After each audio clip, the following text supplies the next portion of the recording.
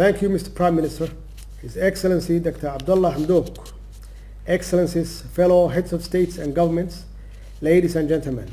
mudane ra'iisul wasaare Dr. Abdullah Hamdok, madaxda dalalka iyo dawladaha igad, mudanayaal iyo marwooyin, waxaa sharaf iyo mudnaan ii ah inaan ka soo qayb galo shirka madaxda igad ee maanta ku qabsoomaya dhanka qadka. waxaan kaaga mahadcelinayaa mudane Dr. Hamdok qabanqaabinta iyo qabashada shirkan. tani waxa ay marag u tahay dadaalkeena wadajirka ah ee aynu ku doonayno inaynu ku xaqiijino iskaashi bulsho iyo mid horumareed oo ay ku tilaabsadaan dadiyowga ku dhaqan dalalka igad, taasi oo ah mid dhammaanteen isu keentay xilliyo adag oo ay jiraan xaaladaha adag ee ka dhashay cudurka safmarka ah ee COVID-19.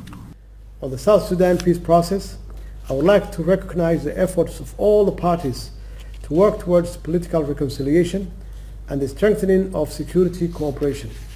I also welcome the ongoing process of integrating and rebuilding of inclusive civil and security institutions which will benefit the brotherly South Sudanese people.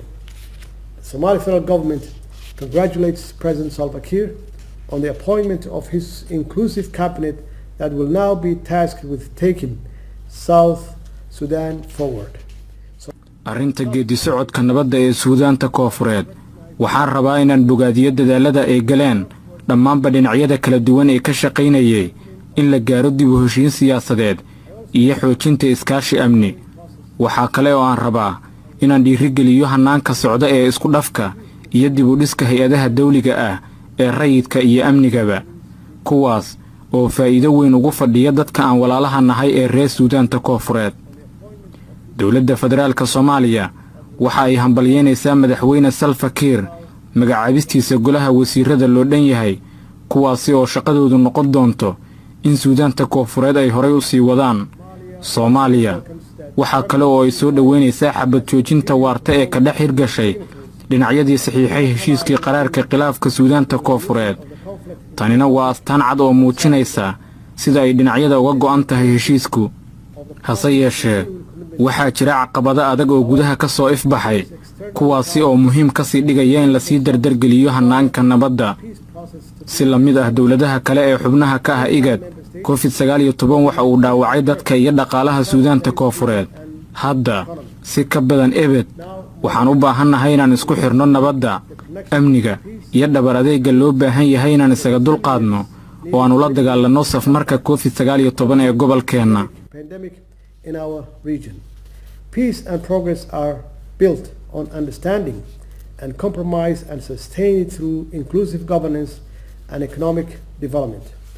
Our experience in Somalia is that rebuilding from conflict requires patience and perseverance.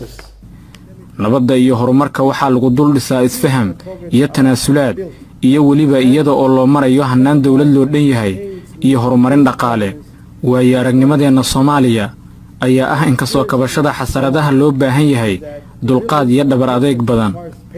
dawladda Suudaanta Koonfureed iyo dhammaanba dhinacyada qaybta ka ah hanaanka nabadda waa inay sii laba jibaaraan dadaalada ay hubantida uga dhigayaan xasiloonida iyo joogtaynta horumarka kale ee Suudaanta Koonfureed, taasi oo faa'iido u ah dadkeeda aan walaalaha nahay iyo weliba xasilooni iyo barwaaqo guud ahaan gobolka. inkasta oo caqabada naga hor muuqdaan, dawladda iyo dadka reer Suudaanta Koonfureed waxa ay ku kalsoonaan karaan in dhammaan xubnaha igad ay diyaar u yihiin inay ka caawiyaan wax kasta oo suurtagal ah.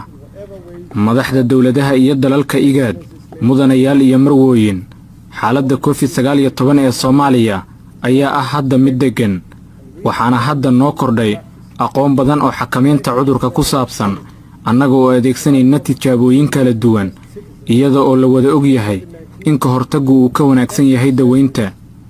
dawladda Soomaaliya ayaa sii wada inay muwaadiniinteeda baaritaan xagga cudurka corona ah ku samayso, waxaana hawshan lagu fulinayaa xarumo gaar ah, waxaana si tartiib ah dib ugu furaynaa dhaqdhaqaaqii dalka, iyada oo ay xusid mudan tahay in maalgelin lagu sameeyay xagga xogaha caafimaadka iyo adeegyada aasaasiga ah. caafimaadka iyo badqabka dadkeenna waa arrinta inoogu muhiimsan. hase yeeshee inkasta oo dadaalo badan la sameeyay, weli waxaan u baahannahay agabka difaaca shakhsiga iyo dhismaha xarumo dheeraad ah iyo rugo caafimaad dalka oo dhan. On the economic front, stark challenges remain as trade and economic activities have sharply fallen. Continentally and regionally, the economic outlook for 2020 and beyond looks uncertain. In Somalia, we are working with international financial institutions and other valuable development partners. Dhanka dhaqaalaha, waxaa jira caqabado ragaadiyey ganacsiga iyo dhaqdhaqaaqa dhaqaalaha kuwaasi oo aad hoos ugu dhacay. Guud ahaan gobolka iyo qaaraddaba, saadaasha kobaca dhaqaalaha waa mid aanan fiicnayn. Soomaaliya waxaan hay-adaha maaliyadda ee caalamiga ah iyo bahwadaagta kale ee muhiimka u ah horumarka kala shaqaynay tallaabooyin dhowr ah oo ay ka mid tahay kabka miisaaniyadda si aan isaga dulqaadno saamaynta xun ee dhaqaalaheenna ku yeeshay safmarka COVID-19. Caqabadaha dhaqaale ee guud ahaan haysta dalalka igad waa arrin ay qasab tahay inaan qiimayno kana baranno casharo muhiim ah innaga oo horay u sii ambaqaadayna iskaashigeenna dhaqaalaha si aynu u hubinno in xoghaynta igad ay si fiican ugu diyaargarowday dadaalada dib u dhiska iyo soo kabashada ee dalalka urur goboleedka igad marka laga gudbo cudurka COVID-19.